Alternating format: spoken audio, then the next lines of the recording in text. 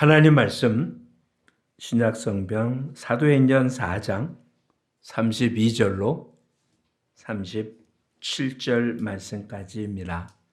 신약편 193쪽 사도행전 4장 32절로 37절 말씀까지 한 목소리로 같이 읽겠습니다. 믿는 무리가 한 마음과 한 뜻이 되어 모든 물건을 서로 통용하고 자기 재물을 조금이라도 자기 것이라 하는 이가 하나도 없더라. 사도들이 큰 권능으로 주 예수의 부활을 증언하니 무리가 큰 은혜를 받아 그 중에 가난한 사람이 없으니 이는 밭과 집 있는 자는 팔아 그 판 것의 값을 가져다가 사도들의 발 앞에 두매 그들이 각 사람의 필요를 따라 나누어 줌이라. 구브로에서 난 레위족 사람이 있으니 이름은 요셉이라. 사도들이 일컬어 바나바라 번역하면 위로의 아들이라 하니 그가 밭이 있음에 팔아 그 값을 가지고 사도들의 발 앞에 두니라. 아멘. 올해 표를 함께 제창합니다. 나가 복음을 전하자.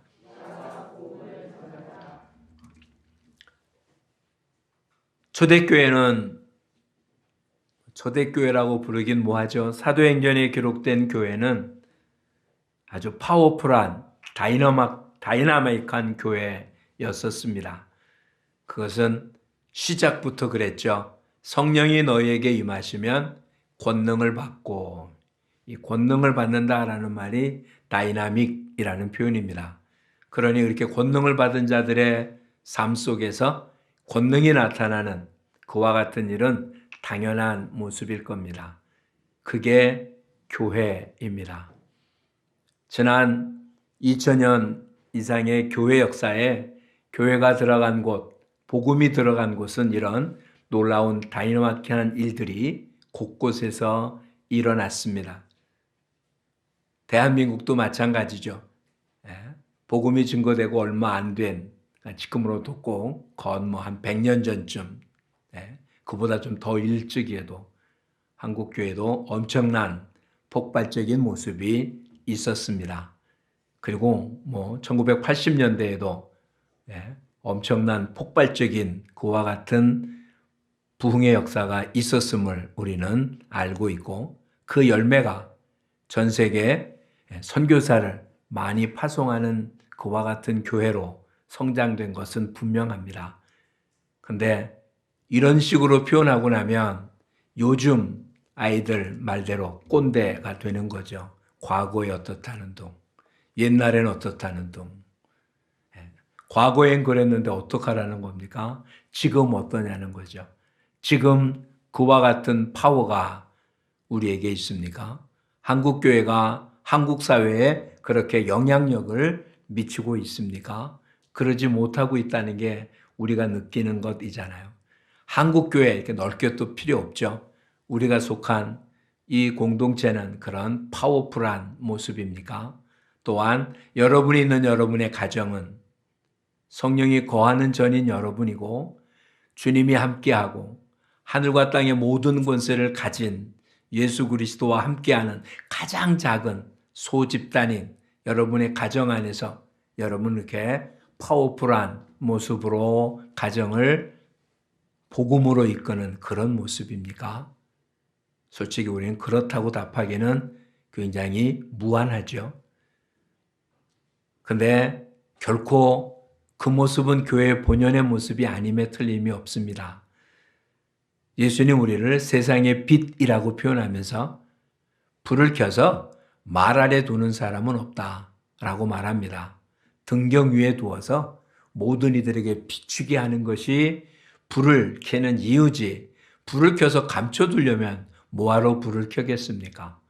우리를 보고 세상의 빛, 우리가 소속된 하나님의 교회가 세상의 빛이라면 이것은 감춰두는 게 아니라 감추려도 감출 수가 없어서 계속 비춰져야 됩니다.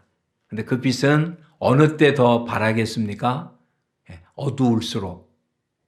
그렇죠? 어두울수록 빛은 더 바라게 됩니다. 아무리 약한 불이라 할지라도 아무리 약한 불빛이라 할지라도 어두우면 어두울수록 그 빛은 비춰지는 것입니다. 근데 한번 살펴보죠. 사회가 안정되고 사회가 정결하고 사회가 깨끗해서 빛이 빛답게 비춰지지 않는 그런 대낮입니까? 20년 전, 30년 전보다 100년 전보다 이 사회가 더 깨끗해져서 교회 빛이 필요 없을 정도로 그런 대낮과 같은 그런 사회입니까?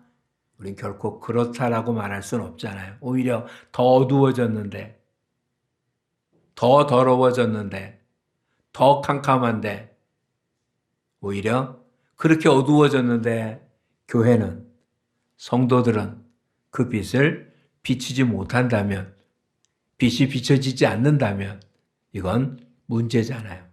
그렇다고 우리가 빛이 아닐 수는 없습니다. 분명 우리는 세상에 비치고 세상의 소금입니다. 문제는 그 빛을 어떻게 했다는 겁니까? 말 아래 두었다는 거죠. 이렇게 감춰두었다는 거죠. 빛을 비치지 못하고 있다는 거죠. 어둠이 우리를 빛을 못 비치게 할까요? 그럴 수는 없습니다. 어둠은 빛을 막을 수가 없습니다. 그렇죠? 어찌 보면 우리 스스로 바깥으로 빛을 내보내지 않고 그냥 우리끼리만 갖고 있는 모습 아닐까요? 세상이 싫어하니까. 그렇죠? 분명히 요한복음에 나타난 대로 어둠의 세상은 빛을 싫어합니다. 그러니 비춰주는 걸 싫어하니까 그럼 싫어하는 사람들한테 비칠 필요 없고 그냥 우리끼리만. 어찌 보면 맞는 말 같기도 한데 사회적인 논리잖아요. 그렇죠? 싫은 거 전해주지 말아라 라는 거잖아요. 근데 사도행전의 교회는 그러지 않았습니다. 그러면 세상 사람들이 그렇게 비치는 걸 좋아했냐? 그러지 않아요. 빛을 좋아하지 않았습니다. 그런데도 그들은 파워풀한 삶을 살았습니다. 그 파워풀한 삶을 살 수 있는 가장 근본적인 동기는 성령의 역사였죠. 오순절 성령이 임하고 나서 이런 엄청난 변화가 나타난 것입니다. 오늘 우리가 읽은 본문은 사도행전에 나타난 오순절 역사가 있은 뒤 그렇게 먼 훗날의 이야기가 아닙니다. 그냥 그 한 시절 안에 있었던 이야기입니다. 그 어떻게 그렇게 엄청난 모습을 갖출 수 있었냐?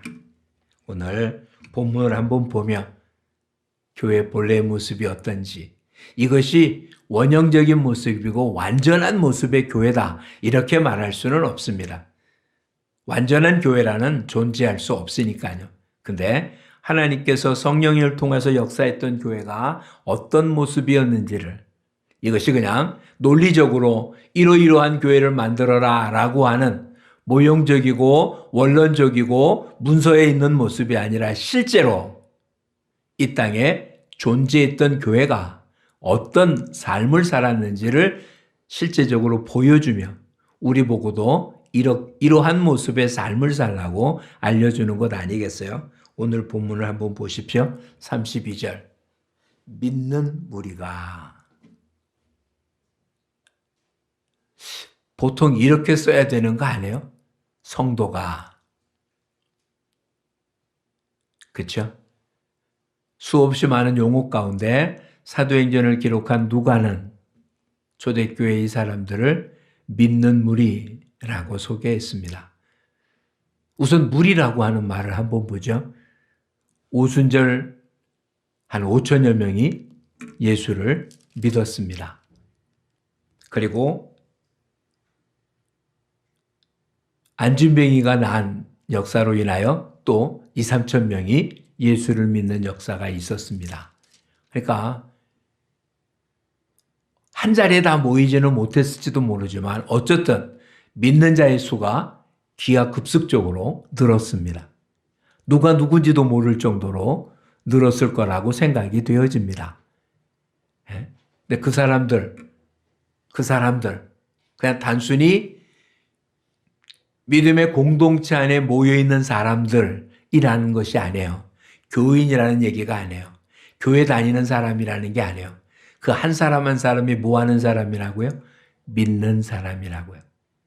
그 한 사람 한 사람이 믿는 사람입니다. 예수 그리스도가 구세주라는 것을 믿는 사람, 예수 그리스도가 내 죄로 인하여 죽으시고 우리를 살리기 위하여 부활하셨고 승천하셨다는 사실을 믿는 사람들. 예배 전 우리가 신앙 고백하는 것을 그냥 외워서 하는 그냥 외움의 모습이 아니라 그 말 그대로 내가 믿습니다 라고 진정 고백한 사도행전을 다시 한번 생각해 보십시오. 전능하사 천지를 만드신 어떻게 한다고요? 하나님 아버지를 내가 믿사오며. 내가 누굴 믿는다고요? 전능해서 천지를 창조하신 하나님 아버지를 믿는다고요. 또 누구를 믿습니까?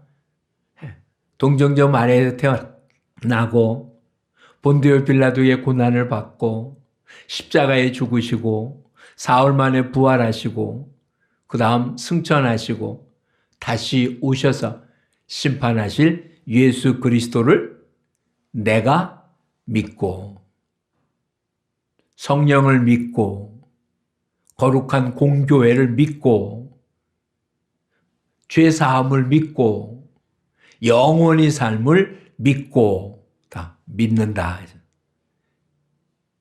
오늘 저와 여러분은 교인으로 이 자리에 앉아 있는 게 아니라 이렇게 믿는 자로 모여 있는 것입니다. 이 믿는 무리가 어떻게 했다고요? 한 마음과 한 뜻이 되어. 다시 표현해 보죠. 한 달, 두 달도 안 된 사이에서 몇천 명이 모였는데 이 중에 아는 사람이 몇 사람이나 있겠습니까? 더군다나 절기 때 예루살렘에 모여서 안 사람들이니까 그들이 살고 있는 삶의 자리가 예루살렘이 터전이 아니라 이스라엘 전역이 터전입니다. 그러니 거기에 모인 사람은 아마 난생 처음 본 사람 투성일 텐데 또 무슨 교회에서 무슨 엄청난 행사들이 많고 모임이 많아서 그동안 수없이 많은 교제를 나누고 했다면 모르지만 전혀 그럴 수 있는 가능성이 없는데 이 사람들이 한 마음 한 뜻이 되었다. 이건 놀라운 일 아닙니까? 그렇죠? 한국 사람들은 뭐라고 얘기합니까? 두 사람만 모여, 두 사람만 있어 당을 3개 만든대죠. 각자 하나씩 당을 만들고 합쳐서 한 당 만들고 함께 있다가 잘 되다가 흩어집니다. 고향 사람이라면 한 마음이 됩니까? 한 학교 출신은 다 한 마음이 될 수 있습니까? 그렇게 따지면 한 나라 사람은 한 마음이 돼야 될 것 같은데 그러지 않죠. 정치를 하겠다는 사람도 분명히 나눠져 있고 같은 당 안에도 수없이 많이 갈라지는 것 우리는 얼마든지 보잖아요. 근데 며칠 만에 모인 수많은 사람들이 한 마음이 될 수 있었던 것 이게 교회인데 어떻게 한 마음이 되냐? 믿는 무리이기 때문에 한 마음이 된 것입니다. 자, 그렇다면 우리도 한 마음 한 뜻이 될 수 있는 소지는 얼마든지 있죠. 그렇죠? 우린 각자 다 다른 사람들입니다. 하나님 우리를 똑같이 만들지 않았어요. 성향도 다르고 성품도 다르고 살아온 배경도 다르고 좋아하는 기호도 다르고 전부 다 다른 사람들입니다. 같이 오래 살았던 부부도 그렇고 자기 뱃속에서 난 아이도 우린 다 다름에 틀림이 없습니다. 근데 유일한 것 하나 있잖아요. 믿는다는 것. 우리를 사랑해서 하나님 자녀 삼아 주었다는 이 놀라운 사실은 분명히 하나임에 틀림이 없죠. 우리가 서로 바라는 것이 다를 수는 있지만 최종적인 목표는 주님의 사랑 가운데 천국이라는 놀라운 소망 한 가지는 분명히 같은 거잖아요. 그렇죠? 한 마음, 한 뜻. 이게 교회입니다.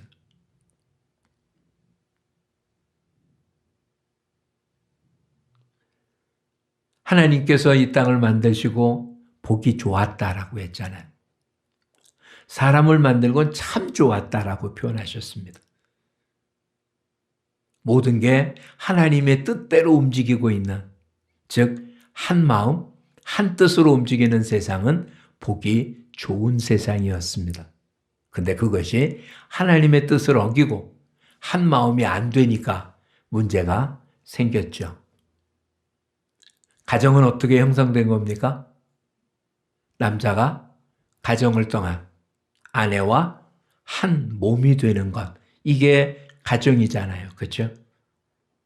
근데 그렇게 한 몸이 안 되고 따로따로가 되면 가정에 불화가 생기고 심하면 파멸이 생기는 거잖아요. 다른 사람인데. 근데 우리는 그렇게 갈라지는 가장 큰 이유가 뭐라고요? 성격 탓이잖아요. 그러면 한 마음을 품은 사람이 모이면 가정은 화목하겠습니까? 한 뜻의 사람이 모이면 부부가 화목하겠습니까? 결코 그렇지 않습니다. 그렇죠? 많은 심리학자들의 표현, 아니 많은 수없이 많은 경험을 통해서 서로 다른 사람들이 모이는 것이 오히려 동양적 표현으로 한다면 양이 모이는 것이 하나 되지 같은 게 하나 되진 않잖아요. 그렇죠? 양극이 함께 모이면 서로 배척하고요. 음극과 양극이 모여야 하나 되는 것 아니에요.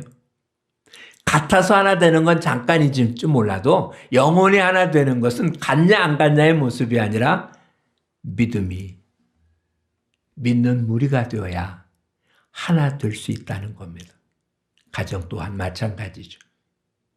그러니 저와 여러분 이제는 서로 다름이 있는 건 분명하지만 한 마음과 한 뜻이 되는, 그래서 하나님 기뻐하는 가정을 이루고 하나님 기뻐하는 교회 공동체를 이루고 하나님 기뻐하는 삶을 사는 그런 성령 충만한 교회 생활을 하는 우리 모두가 되기를 축복합니다.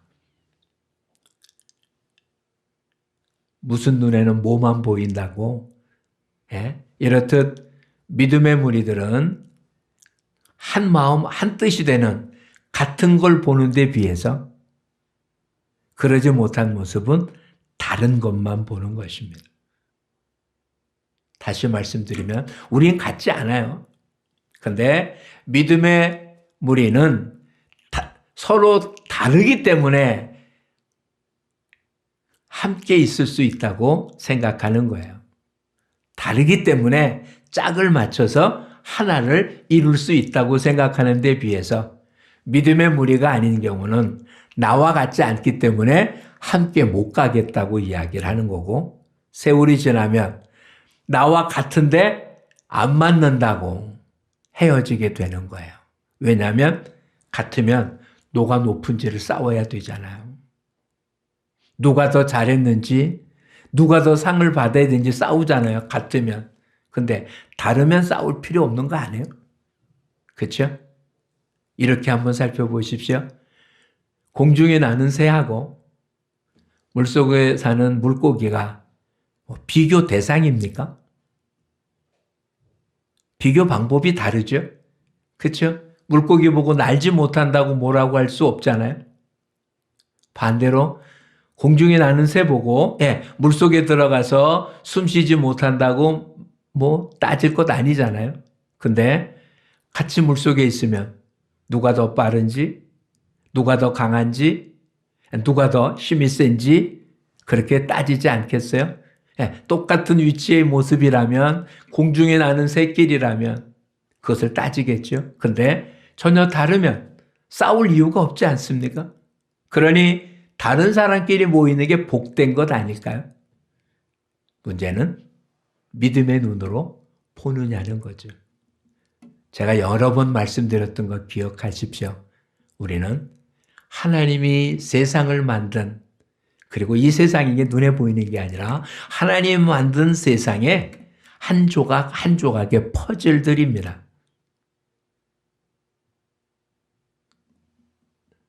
하나님께서 삼일성속교회에 몇 쪽짜리 퍼즐을 만드셨는지 모르겠어요.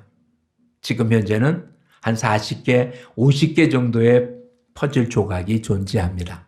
근데 그것이 삼일성속교회 완성된 그림인지 아니면 100개, 200개의 조각 가운데 겨우 지금 그 정도만 짝을 맞춘 건지는 모르겠습니다. 어쨌든 지금 현재로서는 40개, 50개 조각들인데 퍼즐 조각은 어떻다고요?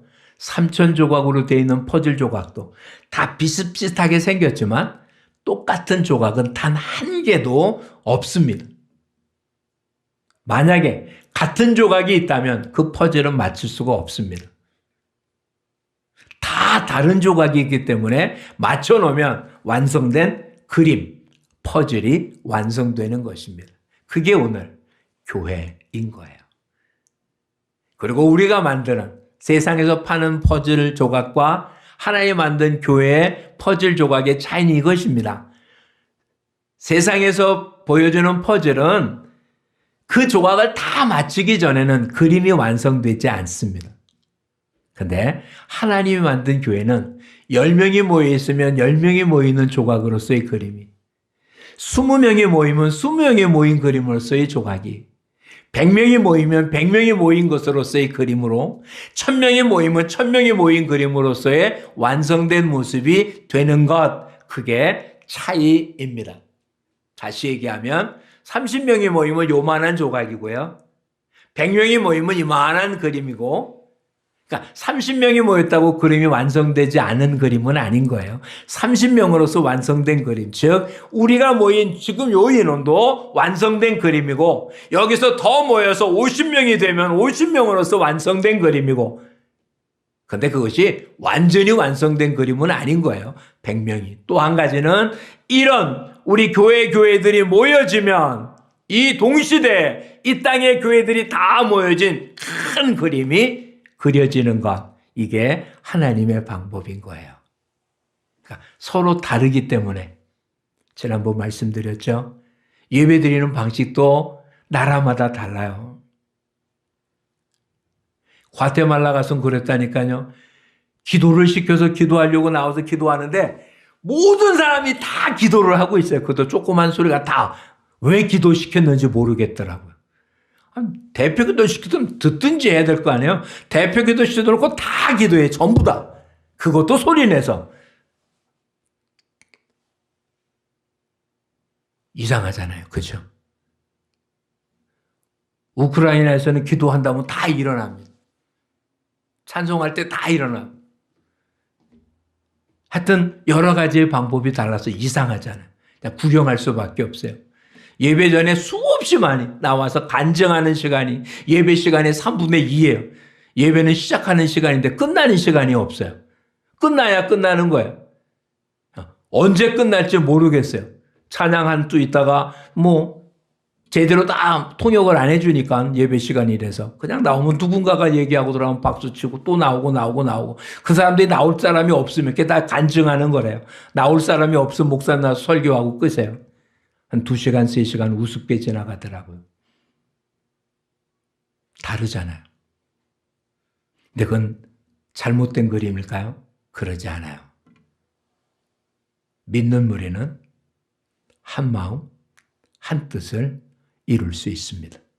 오늘 저와 여러분, 교회가 성령 충만하다는 게 뭐냐? 믿는 무리가 한 마음과 한 뜻이 된다는 것이라는 사실을, 다른 것이 아니에요. 한 뜻이 되어서 뭐 했다고요? 다시 한번 32절을 보십시오. 모든 물건을 서로 통용하고 자기 재물을 조금이라도 자기 것으로 하는 이가 하나도 없더라. 어떤 이들은 이것을 원시 공동사회라고 표현하기도 했고요. 기독교 공산주의라는 말도 썼어요. 우린 공산주의라는 말이 시뻘겋어지만 경제적 용어로 따지면 네 것 내 것이 없이 같이 공유한다는 의미인데 이 본문은 결코 그런 의미로 사용되진 않았습니다. 이와 같은 경제 논리 가운데 공산주의라는 개념은 그냥 자발적으로 생긴 게 아니고요. 어떤 강압적인 힘에 의해서 이루어진 거예요. 소유하고 싶은 것이 있어도 소유하지 못하게 하고 함께 나누게 하고 그랬던 거지 자발적으로 움직인 것이 아니니까 그런 말을 쓸 수 없습니다. 근데 한 마음 한 뜻이 돼서 어떻게 했다고요? 쉽게 생각하면 한 몸이 된 거예요. 즉 우리 몸에는 똑같은 에너지들이 존재하지는 않습니다.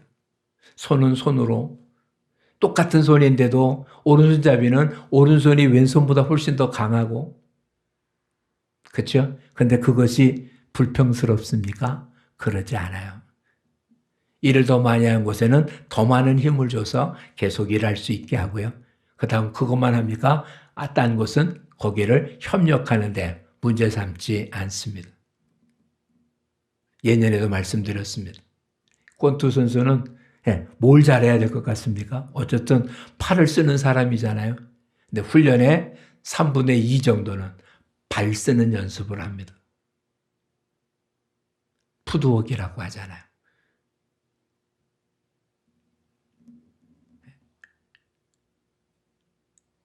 달리기 선수는 발만 있으면 될 것 같은데 팔이 없는 선수는, 팔이 없는 사람은 팔 있는 사람보다 훨씬 못 뜁니다. 우리 몸은 무엇을 하나 하면 그곳에 다른 모든 것들이 협력해서 하나 할 수 있도록 하는 게 몸입니다. 근데 이것이 어느 한쪽에 치우친다면, 제 나이 또래 되시는 여러분들 옛날 학점 다닐 때 만화에 한 주먹이라고 이만큼 큰 그런 만화 있지 않았었어요? 오른손 주먹만 큰. 이게 정상입니까? 그 팔은 굉장히 힘이 있을지 몰라도 그게 정상적인 몸은 아니죠.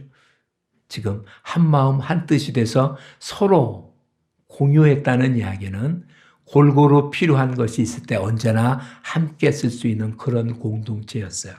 좀 더 밑으로 볼까요? 34절을 보십시오. 그래서 사도행전의 교회는, 특별히 예루살렘 교회는 가난한 무리가, 가난한 사람이 없었다. 그 이유는 뭐라고요? 밭과 집이 있는 자가 팔아 그 판값을 사도들 앞에 내어놓고 필요에 따라 나누어 줌으로 라고 되어 있습니다. 모든 사람이 다 그렇게 했다는 게 아니에요. 있는 자가 자발적으로 내놓으면 사도가 그것을 필요에 따라서 적절하게 나누어 줌으로 그 무리는 가난한 자가 없었다.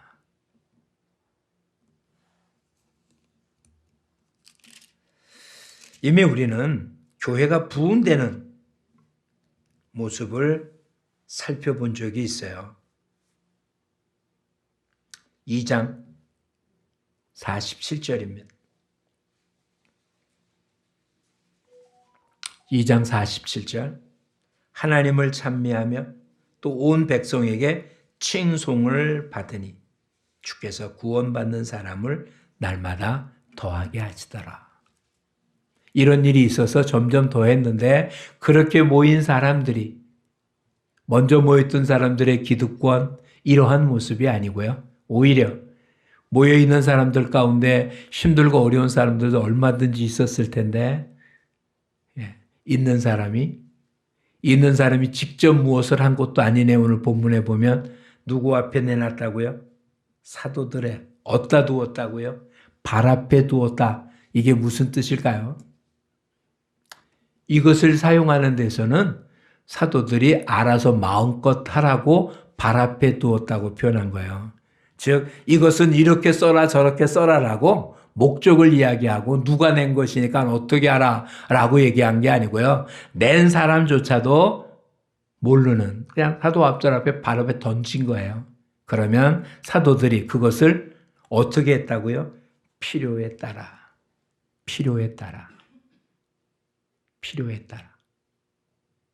이게 성령 충만한 사람들이 바라보는 물질관인 거예요.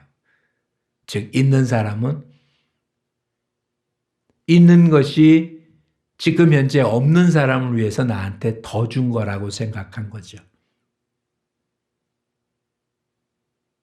근데 얼마만큼 받는다고요? 또 얼마만큼 준다고요? 필요한 만큼. 광야 만나는 얼마만큼 주었습니까? 아무리 많이 걷어도 그날 쓸 것만 쓰면 쌓아둔 것이 필요가 없었습니다. 또 적게 걷어도 모자람이 없었다고 성경은 기록하고 있습니다. 즉 하나님이 주시는 것은 얼마만큼 준다고요? 필요한 만큼. 필요한 만큼. 그래서 주기도문 속에서도 일용할 양식을 구하죠. 일용할 양식입니다. 그날 필요한 양식이죠. 그게 성령 충만함입니다. 근데 오늘 다시 한번 우리들 살펴보죠. 우리가 지금 염려하고 근심하는 게 필요한 겁니까? 혹은 내일 일입니까? 앞으로 있을 일 때문에. 미리미리 준비하는 것이 잘못된 건 아닌데 우리가 염려하고 걱정하고 근심하는 게 지금 필요한 것이 부족해서가 아니라 앞으로 어떻게 해야 되겠는데 라고 하는 계획에 못 미칠까 봐 두렵고 걱정하고 그래서 뭔가 좀 놔둬야 되는 것 아닐까요? 출애굽 과정 속의 이스라엘 백성들은 왜 매일 일용할 양식된 만큼만 걷어왔을까요? 그들도 어떻게 하고 싶습니까? 쌓아놓고 싶어요. 왜? 출애굽할 때 미리 준비하지 못했기 때문에 나와서 먹을 것에 대해서 걱정했잖아요. 양식이 떨어져서 고민하고 아파했잖아요. 이렇게 배고파고 아파했던 사람은 양식이 쌓이지 않으면 얼마나 두렵겠습니까? 그렇죠? 더군다나 지금 광야에서 양식을 구할 수도 없는 그와 같은 때인데. 근데 왜 일용할 양식만 구해갔나요? 더 놔둬도 어떡하니까? 썩어버리니까. 만약에 하나님께서 지금도 필요한 양 이상을 갖고 있으면 다 썩혀버린다면, 없애버린다면 우린 그것에 대해서 더욱더 신경 쓰지 않겠죠. 아니, 쌓아두려고 애쓰지 않겠죠. 쌓아봐야 뭐합니까? 그렇죠? 근데 그것은 오늘 우리가 살고 있는 시대의 방법은 아니네요. 오히려 그렇게 한 모습은 어떻게 하라고요? 나누라고요. 나누라고요. 그럼 우리는 이렇게 말하고 싶습니다. 한참 이와 같은 말이 기록된 게 있죠. 만약에 지구상에 몇 명만 남는다면 뭐 이런 식의 표현. 우리끼리 봤을 때는 우리 사회 속에서 우리는 참 힘들고 어려운 사람이라고 생각되어질 수 있습니다. 그런데 지구촌 전체로 놓고 본다면 24시간 전기 쓰는데 아무런 문제가 없는 사람들, 오늘 먹을 것이 있는 사람들, 자기네라 말 글을 읽고 쓸 수 있는 사람들, 이런 사람들은 지구촌 전체로 따졌을 때 10% 안에 들어갑니다. 그 10% 안에 엄청난 사람들이 있는 건 분명하지만 지금 우리나라의 보통의 모습은 지구촌 전체로 따지면 우리보다 못한 사람이 90% 정도나 된다는 건 사실입니다. 그러니 다시 한번 살피십시오. 하나님께서 저와 여러분 성령 충만함을 주어서 부욕해 하려고 했을까요? 아니요. 나누게 하셨다는 거예요. 나누면 복됩니다. 신명기는 이렇게 기록하고 있고 지혜서는 이렇게 가르쳐주고 있습니다. 가난한 자를 돕는 것은 하나님께 구워주는 거다. 누구한테 구워준다고요? 하나님께 구워주는 거예요. 그러니까 하나님 절대로 빚을 안 갚는 자가 아니에요. 하나님은 반드시 빚을 갚습니다. 그 빚을 어떻게 갚는다고요? 배로 갚아요.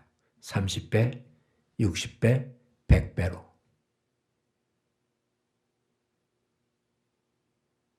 성령 충만한 교회 생활은 뭐냐?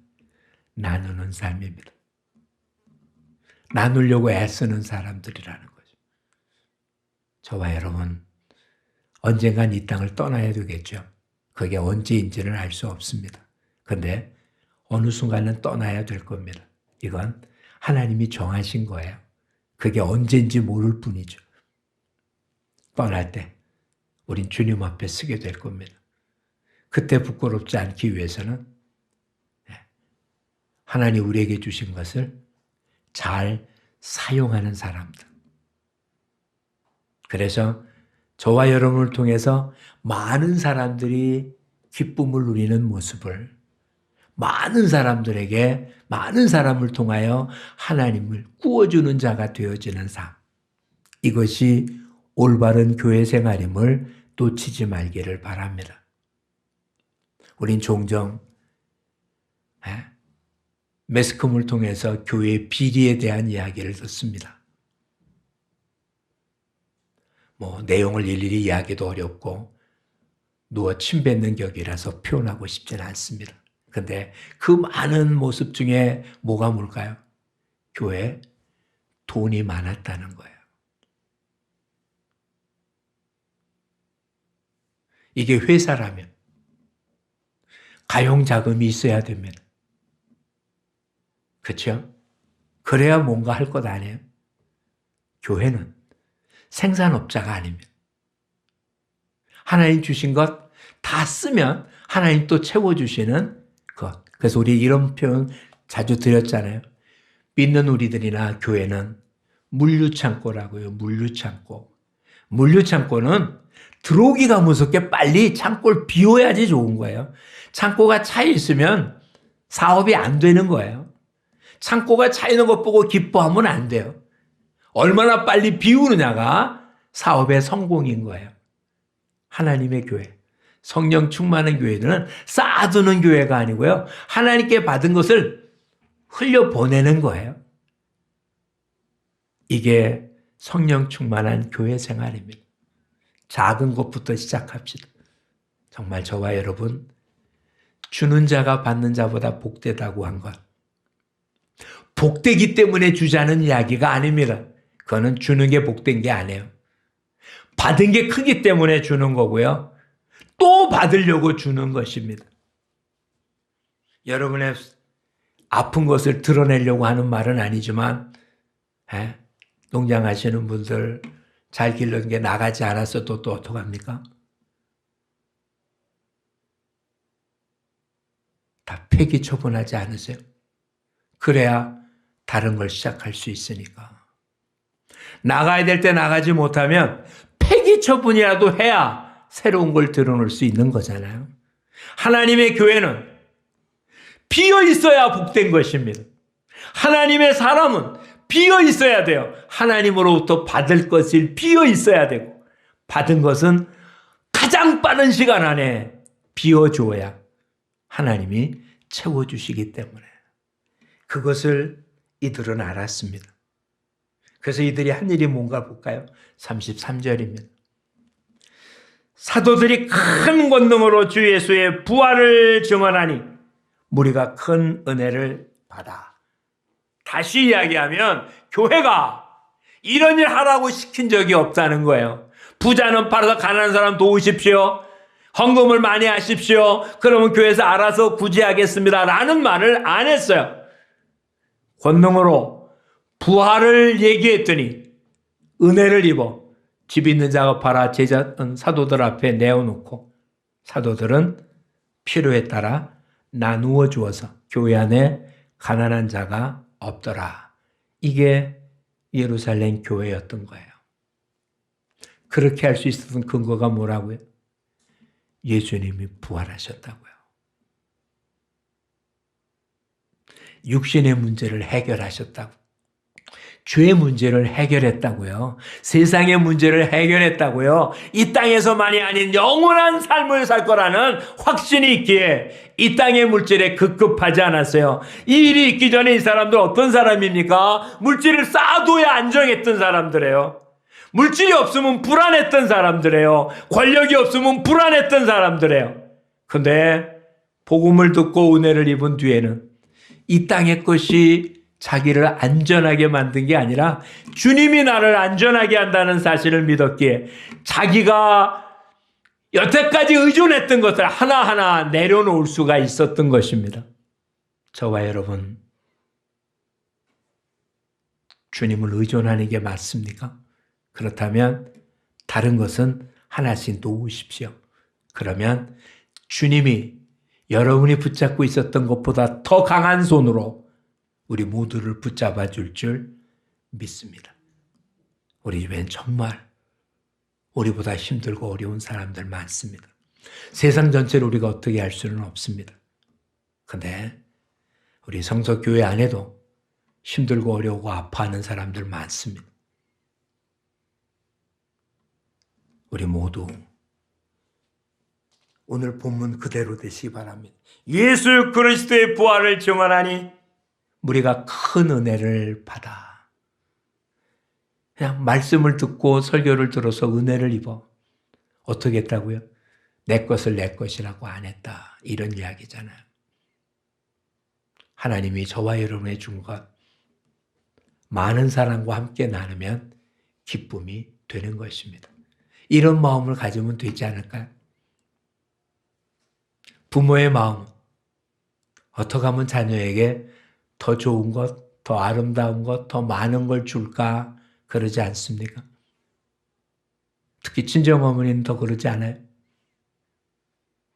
우리 모두 그런 마음의 소유자들, 그런 성령 충만한 우리 모두가 되기를 축복합니다. 늘 주고 싶어 하는 사람들. 늘 주고 싶어 하는 사람들. 우리나라 격언에도 인심은 어디서 난다고요? 광에서 납니다. 말로 아무리 해도. 그렇죠? 우리 모두 여러분의 광에서 인심이 나고 크게 소문날 수 있도록 하나님이 여러분의 광을 채워주기를 축복합니다.